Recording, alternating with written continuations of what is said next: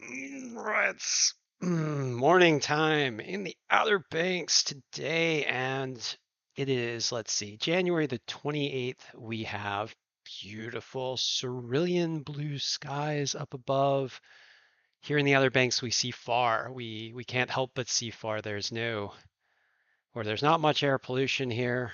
We're thrust out into the Atlantic, and so we get away from the air pollution, and the light pollution is very low because we don't have much in the way of crazy developments out here.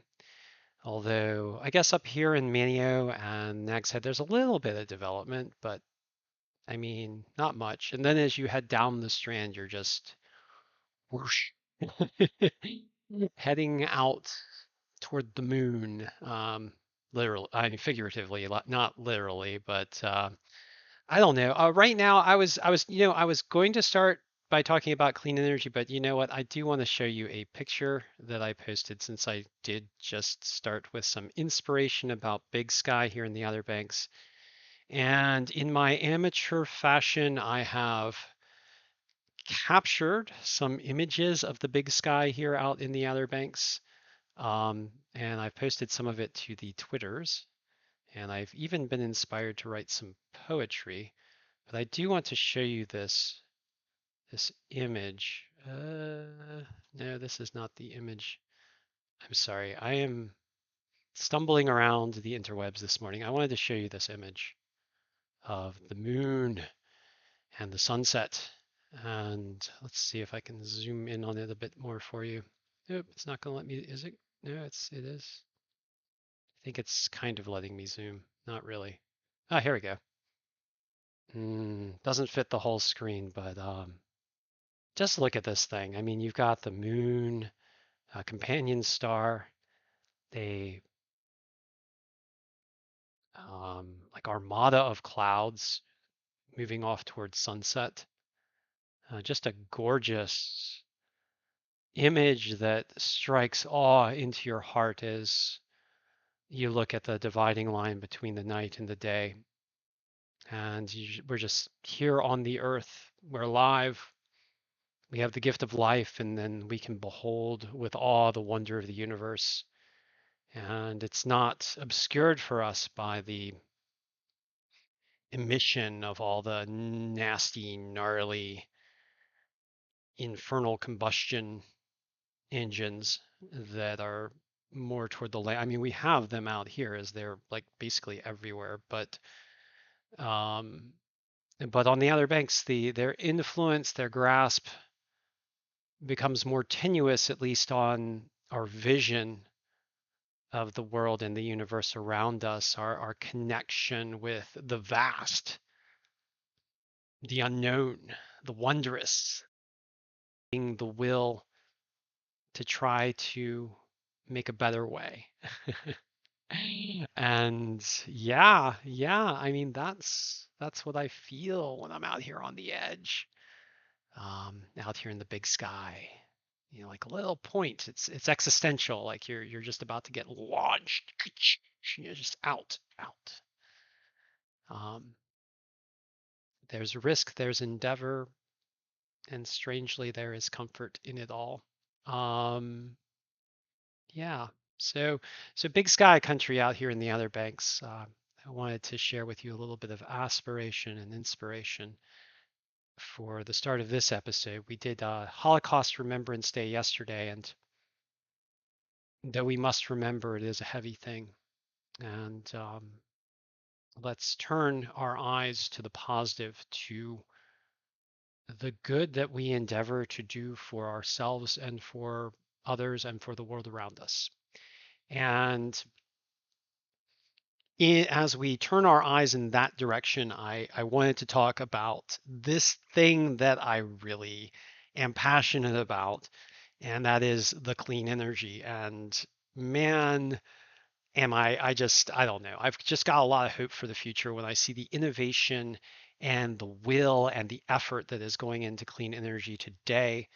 It it makes me hope. It gives me hope. And I am not going to give up on hope, but it is reinvigorating to my will to hope when I see the effort in clean energy. And right now, the clean energy revolution is being spearheaded primarily by three efforts, and the efforts are in wind generation through wind turbines. I saw a quote from Dr. Michael Mann yesterday confronting, I think, a clean energy denier. Some of us, and I'm guilty of this as well, have called wind turbines windmills. And, the windmill is kind of this thing, with this, wooden paddles that captures the air to, turn a mill to grind grain, right? And a wind turbine is something completely different. It uses the wind to spin a turbine with magnets attached to generate electricity, and the turbines are on the march, and it's a peaceful, clean energy march for the future, and for protecting democracy right now in Europe as we mass deploy clean energy here in the United States with the Inflation Reduction Act. And Europe is saying, hey, don't leave us behind, partner with us. We want the clean energy too. We want to support our clean energy industry. And I'll just give a shout out to the policymakers out there and say, hey, let's not leave Europe behind. Let's engage maybe in a little bit of friendly competition, but let's say, okay, we're going to build our market, but we're going to share too. We're going to lift up Europe and not leave Europe to the wolves of history and the predation of the petrostates. And we're going to say, hey, we're going to compete. We're going to do this clean energy race, which is really exciting, but let's go race together. I don't know. A buddy of mine was recently talking about um, surfing, right? And in surfing, there's like this paddle out, and it's funny. I'm talking about wind, and I've got a graphic of electric vehicle sales. This is maybe not the best. Okay, well, we'll talk about electric vehicles in a minute, but it's all together, right? It's all part of it. Wind is number one, solar is number two, and electric vehicles are number three, not in order of priority, but that is the three-pronged spear right now, aiming to liberate our energy system from harmful fossil fuels. And so I've been right now I'm talking about policymakers, and I'm gonna weave in a little anecdote from my life. So I've got this buddy who likes to surf, and both of us are working on our paddle speed, and he's saying, okay, well, let's just race. Let's race out to the sandbar, and in order to build up our paddle speed together. And it presents a challenge. Who knows? I mean, he might win all the time because he's got a longer board than me or whatnot, but I'm still going to race him because it's going to build up my strength and my paddle speed. And I guess if I got a longer board, I would be more likely to keep up with him. But in any case, my relative gains, my ability to catch waves and to move out through the breakers is going to be improved by this friendly competition. And regardless of what his capability is, it's this a friendly competition can result in gains on both sides. And so maybe that's the way we need to look at it with our relationship with Europe, because we want to support Europe's democracy. And a big part of supporting Europe's democracy right now is helping to aid their independence from harmful um, dependencies on dictatorial petrostates, as we saw with Ukraine's the invasion of Ukraine by Russia. And we've had this harmful relationship over multiple decades. The cynical have always said, "Oh, we're going to be dependent on fossil fuels forever, or for the forever for all practical purposes." But right now, clean energy is showing that we can break those harmful dependencies, that we can invigorate the democracy here in the U.S. by breaking corrupt alliances with harmful entities that do not like governments of we the people. And we can also at the same time tackle the climate crisis. It's like it provides this key. You kind of hit the center of gravity on policy and development. And it's amazing how hope unfolds for the future when you have the will and when you have also the generosity to bring others along, but also the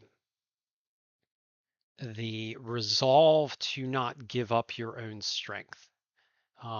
It's an interesting balance, and it's a needle that we can thread, and it's something that I have optimism for, that I have hope for as I see these statistics coming in on clean energy. And right now, I just wanted to go through some of these pretty happy and helpful statistics. Right now, the clean energy revolution is propelling electric vehicles.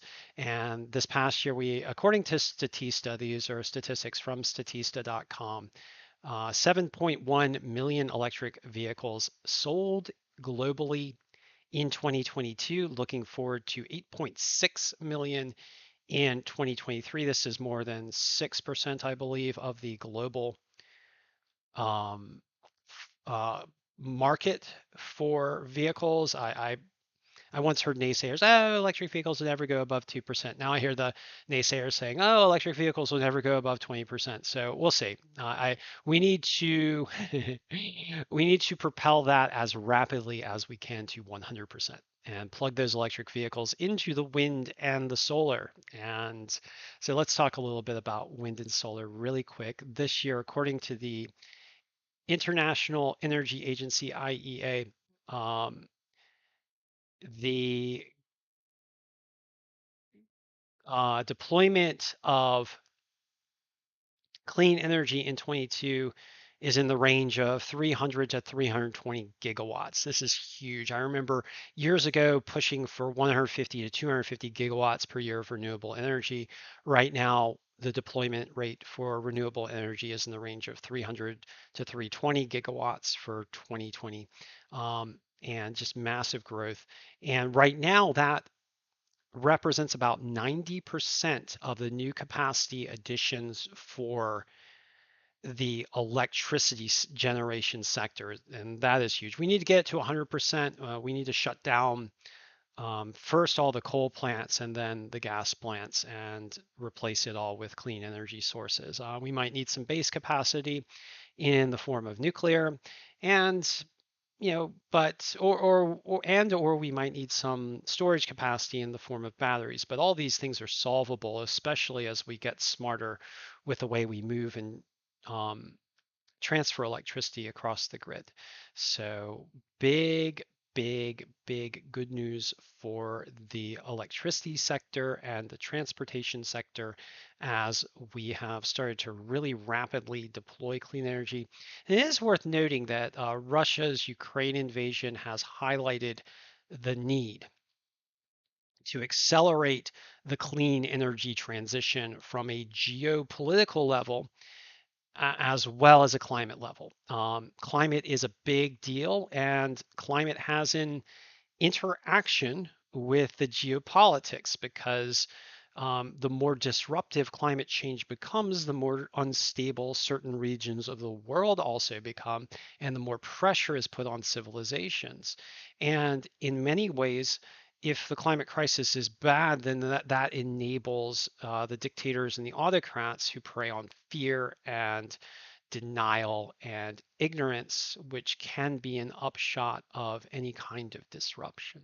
So the more we keep the climate disruption down, it also enables our civilizations to remain more liberal, more um, more free from both fear and demagogues and autocracies, because the specter of fear shrinks. And on the flip side, when the specter of autocracy rises, mass deploying clean energy can reduce the influence of bad actors who have used, and don't get me wrong, I mean, clean energy can be used as leverage to capture markets as well and by bad actors, but it's more of a manufacturing style type leverage, traditional monopolization kind of thing, as opposed to buying up mines and wells and sitting on them, which tends to be easier. So um, it's not that renewable energy completely removes the geopolitics, but it puts it on a different scale, and it makes it easier for liberalized democracies to flourish and thrive. At least that's my particular analysis of that. Maybe someone disagrees, but in any case, the deployment of clean energy in Europe and the US is certainly going to help fend off the malign influence of Putin's Russia, which has been a major force against democracies around the world. I encourage you to read this wonderful article by the Rocky Mountain Institute, The Energy Transition in 2022, a year of accelerating change amid the global energy crisis, written on December 21st by Sam Butler Schloss and Kingsmail Bond. Check that out. It's some really, really good analysis on the clean energy transition, but I also encourage you to keep in the back of your mind the geopolitical implications of clean energy. It's a real force for democracy right now in the world. All right, so I want to be positive. We are seeing positive forces in the world, and I want to highlight those. And what is worth noting is, as an activist for clean energy and the clean energy transition, um, I'm also heartened by hearing so many scientists, climate scientists particularly, speaking up for clean energy as well. It helps to reassure me that I'm not barking up the wrong tree when the experts are on basically the same boat with their paddles in the water, paddling in mostly the same direction that I am. And when I hear the climate scientists speak on clean energy and read what they say, I can further educate myself on the potential of clean energy to address the climate crisis. And I encourage you to do the same. All right, so getting to the wave report today, we do these introduction things where we go big, and some of the introductions for the wave reports are bigger than others. But I don't want to be just micro super focused in my pigeonhole on waves. And I'm doing uh, waves, weather, climate, and beach lifestyle. A big part of the climate picture is the aspiration and inspirational and hopeful work to address the climate crisis and the other impacts of the climate crisis. We're not going to limit ourselves. We're going to try and expand our minds and yours as well. All right, so for the OBX wave report today, we are looking at NOAA's GeoColor composite image of the lower 48. And what we see right now is a broad area of clouds embedded with snowfall over the northern tier of the US, and a reemergence of clouds over Texas and Louisiana and Arkansas here as our next system begins to gather. This cold impulse from the north is going to join up with this warm impulse from the south to produce a relatively mild system, at least in the forecast for the US South and East. It's going to be a little bit more of a coastal influence. And for the Outer Banks, we're going to see cloudier and stormier conditions begin tomorrow and run through Monday, possibly trailing on in through Tuesday. This is going to help pump up the waves in the Outer Banks, so we're going to get some larger waves in the Outer Banks on later on Sunday, then running into Monday and Tuesday. And then for the longer range forecast, we're looking at a tendency for storms to develop over here near the Gulf and into the Mississippi River Valley, centering around Mississippi and Louisiana here and Arkansas, and then running off the U.S. East Coast. So there might be a tendency for nor'easter type storms to form. On the tail end of the global forecast system model, look like we might have a pretty intense coastal low. But again, this is in grain of salt territory, so no, I would say it's not it's not something that's certain at this point, but the tendency is there. The conditions are in place, and we'll have to look at it. Don't know if we're going to see a bomb type event off the U.S. East Coast. This particular global forecast system model looks like the impacts are going to be greater for the U.S. Northeast than for the Outer Banks, but nonetheless, the potential is there.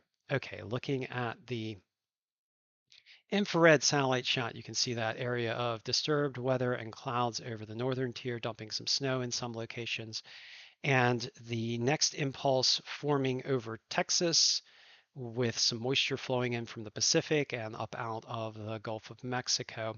Worth noting that the Gulf and the U.S. East Coast are much warmer than normal sea surface temperatures on the surface of the Gulf of Mexico, and much warmer than normal sea surface temperatures out here in the North Atlantic, which provides more fuel for storms when they do form. Looking at the National Weather Service radar, we've got spotty snows across the northern tier of the U.S., some storms over Louisiana, Arkansas, and then a few storms running in out west. Nothing too crazy. And then looking at the NOAA quantitative prediction forecast, I've got, it's kind of things that make you go, for the US Southeast and right here off the Outer Banks. You see these big red swatches. That's where the storms are expected to be more intense. The precipitation is likely to be heavier.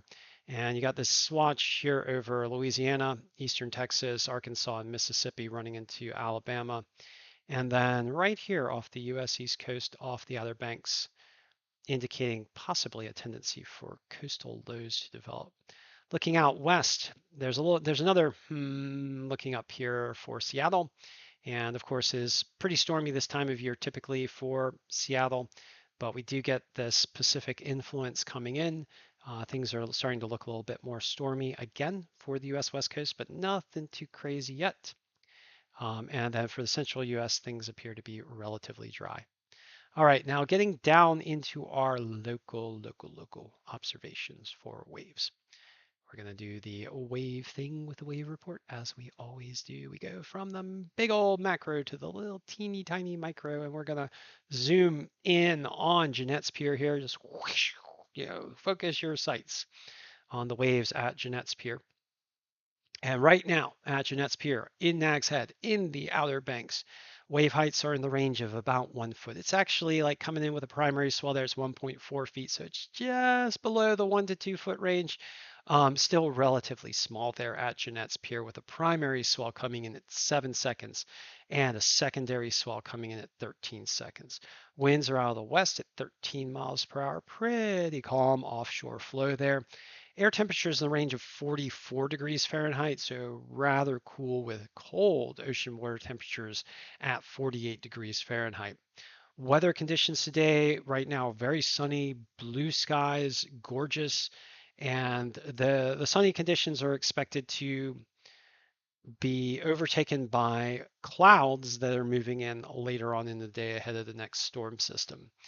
The partly cloudy conditions are expected for the northern areas of the Outer Banks, so Jeanette's Pier, and then partly to mostly cloudy for the southern areas later on today. Expected high today at Jeanette's Pier is 51 degrees Fahrenheit.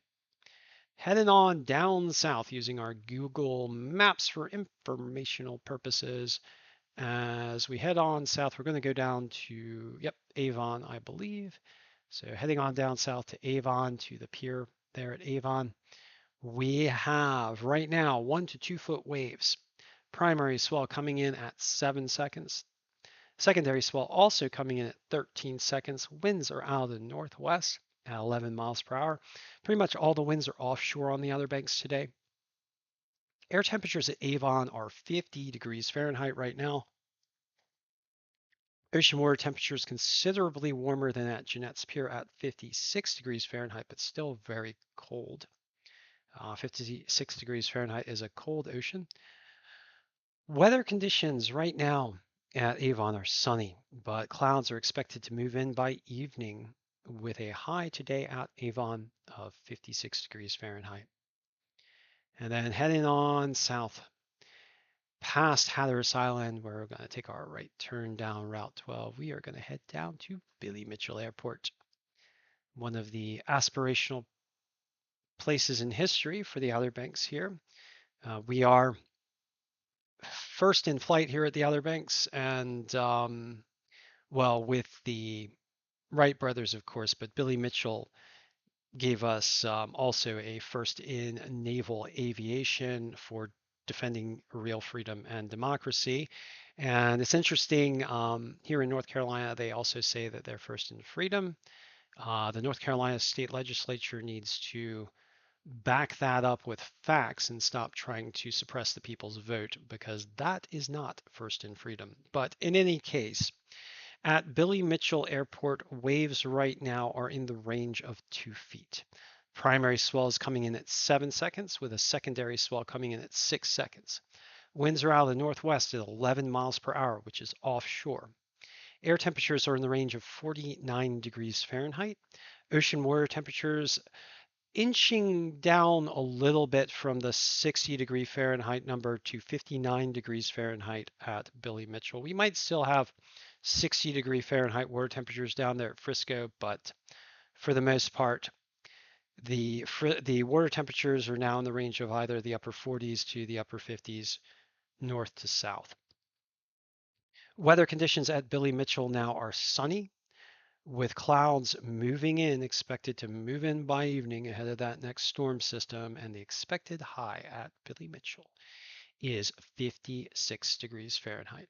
All right, so we've gone down to the micro. Let's go back up to the macro in the weather. And looking at the 8 to 14 day outlook, it does appear that this is provided by the, the National Weather Service's Climate Prediction Center. Okay, yeah, gotta get myself straight here. Okay, so the National Weather Service's Climate Prediction Center, and according to the National Weather Service, temperatures for the U.S. Southeast are expected to be above normal over the next 8 to 14 days, rather above normal, particularly over Florida, Georgia, and Alabama, with parts of South Carolina, and also above normal here in the Outer Banks. And then to the north, we've got cooler than normal conditions. This bifurcation between hot and cold is signaling a bit of a battleground between the two. And so along this line of demarcation between the hot and cold, we expect some weather systems to form, and that is bearing out in some of the models. Precipitation is expected to be above normal over parts of the Mississippi region and parts of the Pacific Northwest, mainly Northern California, Washington, and Oregon. This is something to keep an eye on, as it does provide an indication of where the storms may form. Severe weather potentials are not too crazy, so I'm just not going to talk about that too much. Severe weather meaning thunderstorms and tornadoes. All right. Now looking at the global forecast system model for the lower 48, the present state of play is, as we've been talking about, an area of disturbed weather over the northern tier, kicking up some snows here and there. Actually, a relatively large band of snows running in through the northern US, from like Montana down into the central northern tier. And then again for parts of the Great Lakes, and parts of extreme northern Maine, New York, New Hampshire, and Vermont, with Canada getting another whack of snowfall. We've got this high pressure system right now over the east that's going to start heading on out, dredging up some moisture from the Gulf and Pacific. And we got a low here over North Texas area near the Panhandle that's expected to move across the southern U.S. over the next couple of days. So let's go ahead and move the model. You see that moisture digging up from the south, slamming into that cold from the north, and we've got, some, like, a large band of precipitation by early Sunday, streaming from the Gulf on up to the Great Lakes.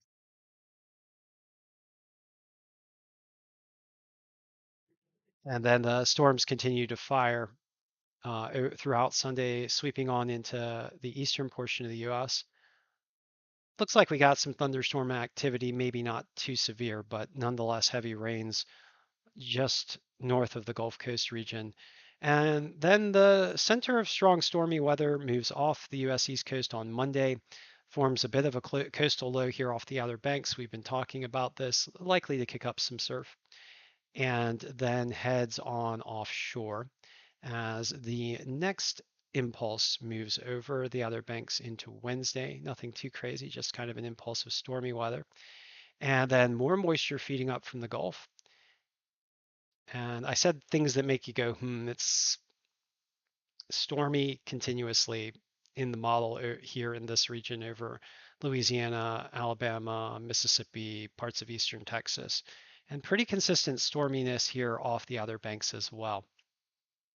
Another coastal low likely to form by Thursday, according to the global forecast system model before that one moves off the East Coast, and then another coastal low forming by Friday. This one south of the Outer Banks, more of a weather event for regions south in southern North Carolina, South Carolina, Georgia, and Florida. And that one lingering a little bit before heading on offshore. Got this major high pressure system out here in Canada by Saturday. That 1050 is huge, bringing in probably some strong winds off the Atlantic there with that high. And if you get a low that's stuck down there, juxtaposing that high, that can really kick up the winds. But this high looks like it's digging in through, yeah, the northeast. And then we've got a storm forming. This is by February 5th. This is grain of salt territory here. But nonetheless, a coastal low forming as the high backs off. This one looks relatively intense, although the low itself is not that intense. Looks like a relatively stormy event. Looks like bumping down to the, yeah, so 982 millibars is nothing to shake a stick at. So a storm relatively rapidly intensifying off the U.S. East Coast and heading on up to the Northeast. 974 millibars is no joke.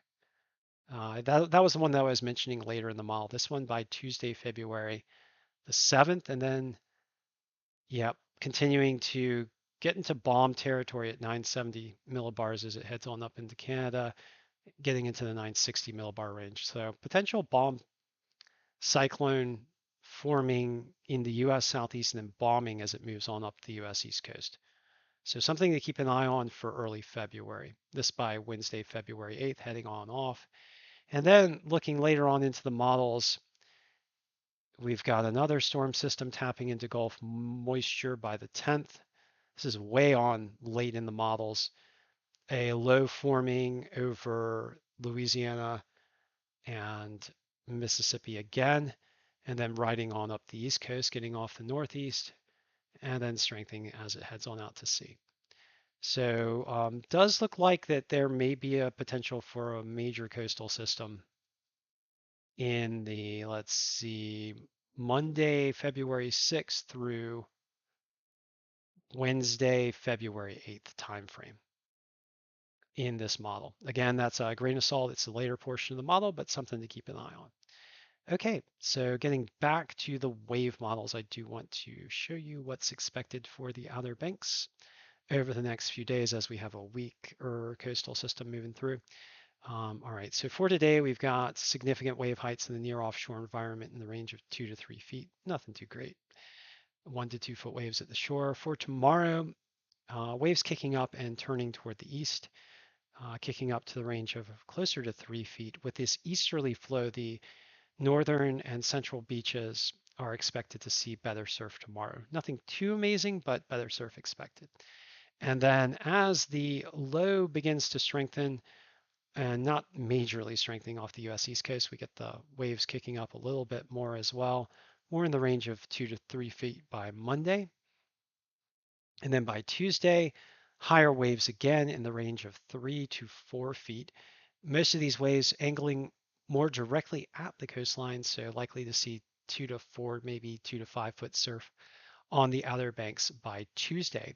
And then running into Wednesday, rather higher waves as the coastal system kicks up some surf, this surf coming in from the northeast. So rather larger waves in the range of 5 to 6 feet in the near offshore environment. By Wednesday, waves might be pretty darn good for many places in the Outer Banks. We're going to keep an eye on it. And, we might do a wave report from the shores as these waves develop. I might engage in an Operation Freeze My Bum Off for you guys. I've got the hood on the way, so maybe I have no excuse now. I've been avoiding the colder waters, I'll be honest with you. But we got to get in the water. This is the OBX wave report, and that's our goal. And we're going to get better at it over time. So yeah, so next week, fingers crossed, we're going to get in the water. Okay, so thank you for joining me for this edition of the OBX Wave Report.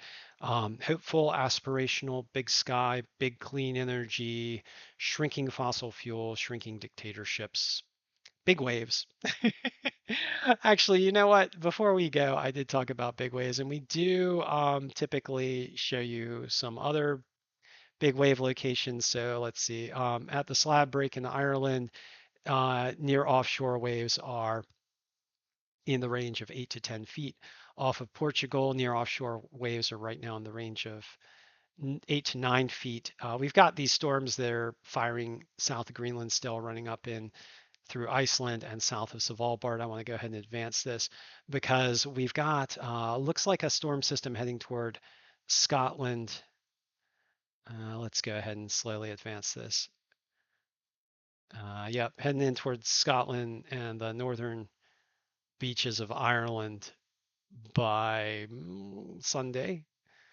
Might be an interesting wave event for Ireland here with 10 to 20-foot waves in the near offshore environment. Off Scotland, it's like 29-foot significant wave heights. I don't know who surfs in Scotland. I've seen some. So yeah, might be getting crazy out there in Scotland. Things are cold, but I don't know. Check Surfline, check Magic Seaweed. There might be some interesting news about the waves in Scotland over the next day or two.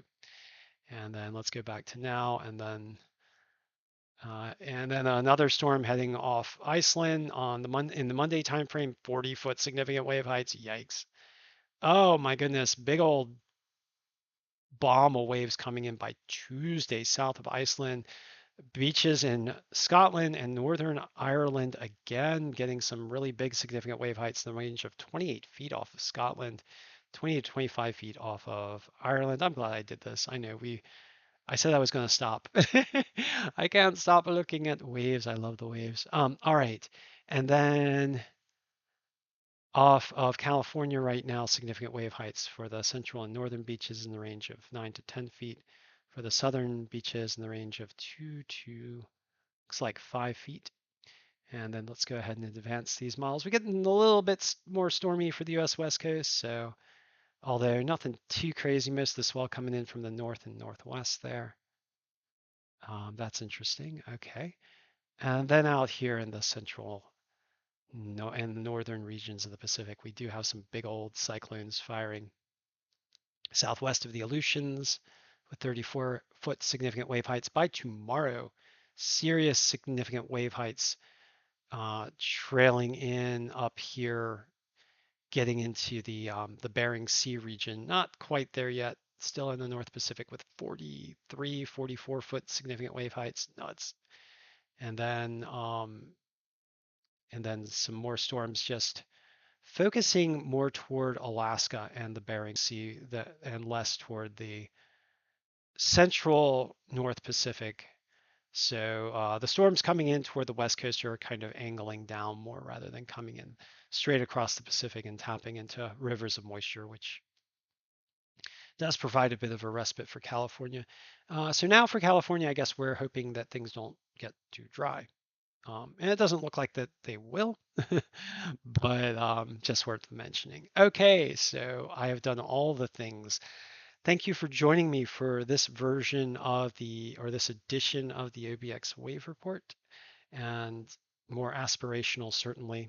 And we will ask you again to please do everything you can to help accelerate the clean energy transition and to save our coastlines from the impacts of climate change driven by fossil fuel burning, but to also save our democracies from the harmful influence of the petro-dictators and the petro-fascists. They are indeed a thing. We're not exaggerating. It's not hyperbole. It's real. The Ukrainians know it. And we in the United States know it too now, if we are honest with ourselves. So yeah, so let's turn our eyes to the good and our actions to the good and do the good things and align morality with science and progress and a action for our future. So thank you for joining me again. I'll get to the beaches. We love the surf. We love the surfers. We love the surfing. It is an artful and athletic expression that is a nice, I believe, metaphor for some of the most admirable aspects of humankind. So in any case, thank you for joining me again, and I will be back with you